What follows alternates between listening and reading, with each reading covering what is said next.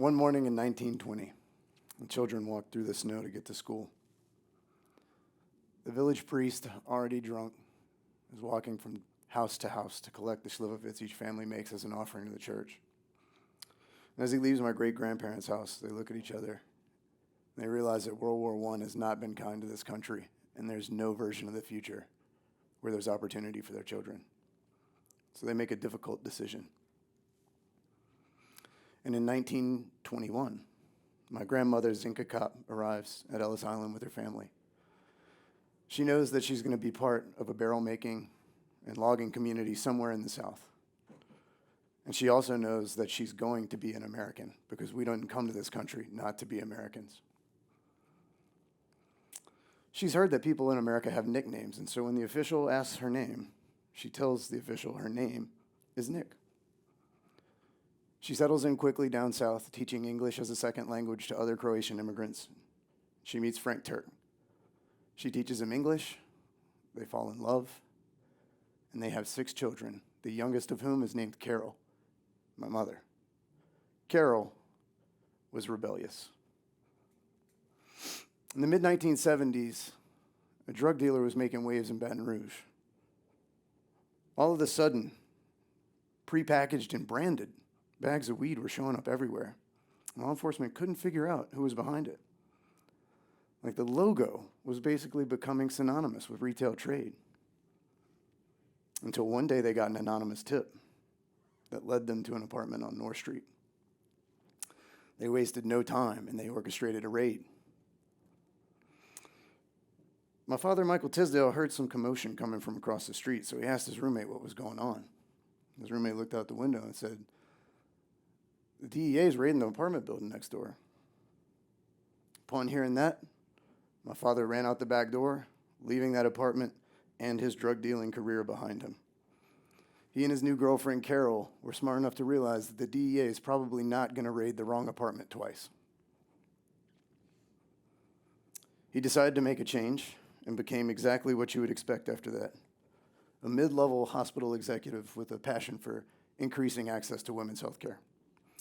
My mom got a job in telecom, they moved to the country, and they started a family. In 1995, I was getting really tired of having to take the boat to school because of all the flooding. I knew there had to be something other than this boring, flooded, rural life. And I love computers. And I was lucky enough to have access to the internet. And I think my dad's, if you could call it, entrepreneurial spirit lived on, because something told me that people who create businesses are the ones who drive change. And I wanted to help people like that. And so I knew what I would do. I would take the small business owners I already knew from the side hustles I was perpetrating, and I'd find other people like them, and I would take them on the internet before the enterprise figured it out. After several what we'll call unsuccessful, for being kind, years, it seems like nobody really wanted to listen to a teenager's vision of the future of technology back in South Louisiana at the time. A friend of mine introduced me to a guy that had a grill store, and they wanted to go, quote unquote, online. This guy was smart, dedicated, driven. He knew he was going to be successful. But he was also broke, which I was kind of getting used to. So with very little to lose, we teamed up, and in June of 2000, we launched what would eventually become Barbecue Guys. Over the course of 20 years, we went from waiting for the Hallmark store down the way to close so we could steal boxes out of their dumpster to package products, to becoming the largest retailer of outdoor kitchen equipment in the world. We were pretty early in e-com, and as I mentioned, broke in the beginning. And that meant there was nothing off the shelf to buy in terms of software. So we wound up building our entire e-commerce stack ourselves from scratch. And then all the bells and whistles that went along with it. So, years before YouTube, we were stringing Pentium 3s together to build video streaming servers. And in the mid-20-teens, we realized that our employees did a lot of repetitive work, so we accidentally stumbled our way into machine learning when we taught computers to learn from and mimic our employees. But one really cool thing that happened is we were also pretty good at analytics. Around 2010, our analytics was sophisticated enough for us to have identified an opportunity in the grill market. We went from manufacturer to manufacturer to manufacturer to manufacturer, and nobody believed us. So we started a second company, manufacturing company, to take advantage of what we saw. Within 10 years, the second company became the biggest manufacturer of outdoor kitchen equipment in the U.S., making us the biggest player in both the retail and wholesale space. And we did it all with no outside investment, without hiring any third-party companies or buying any third-party companies.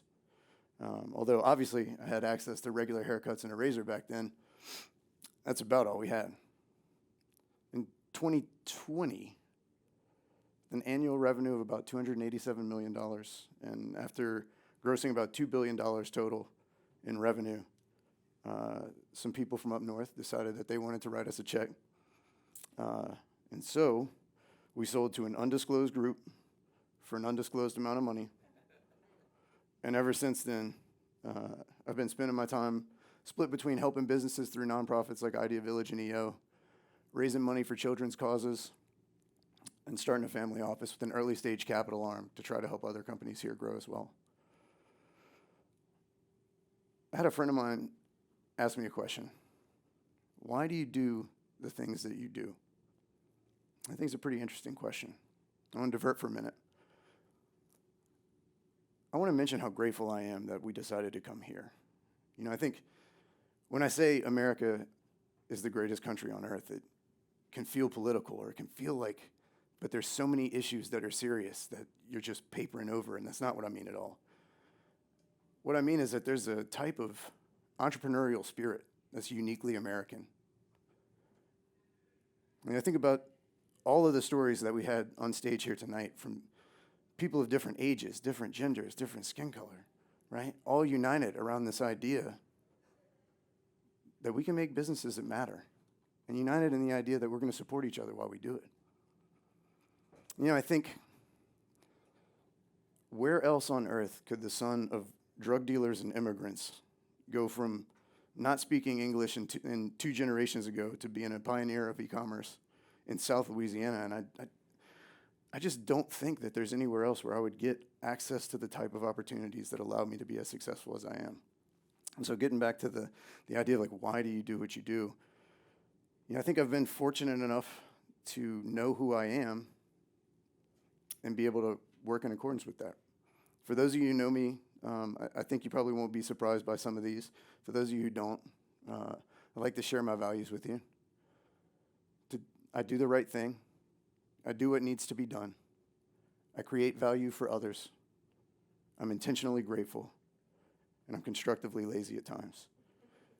And I think that what that means is I know when to work, and I know when to rest, and I know when I'm not doing what needs to be done, and I get energy from doing it. And so the things that may be draining to other people, because I can walk my own path, they actually give me energy, and I can put more energy in, and it allows me to be competitive, and it allows me to get satisfaction from the things that other people might find tiring. And I don't say that to mean, oh, look at me, I'm so great. I say it for another reason. In preparation for this talk, I called a number of my friends who are business owners, every single one of them successful business, and I asked them if they had personal values written down, and only half of them did, because I think a lot of times we just feel like we know who we are, but we don't really have it written out. And I think there's some value to that. And so one of the things that I would like to do is to leave you with a little gift. For those of you who are inclined to explore the idea of learning your values explicitly, when you leave this room and you look at that black table, on it, you're going to see a card. And on that card is a QR code. So should you choose to accept it, that means that you get a card, and you get a card, and everybody gets a card. I took those conversations I had with business owners, and I trained the AI chatbot to walk you through an exercise. And the conversations are unique to you.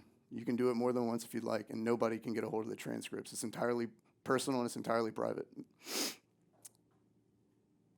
If you are interested in sharing the results with me, you can reach out to me, and I'd love to hear it. If you're not, that's okay too.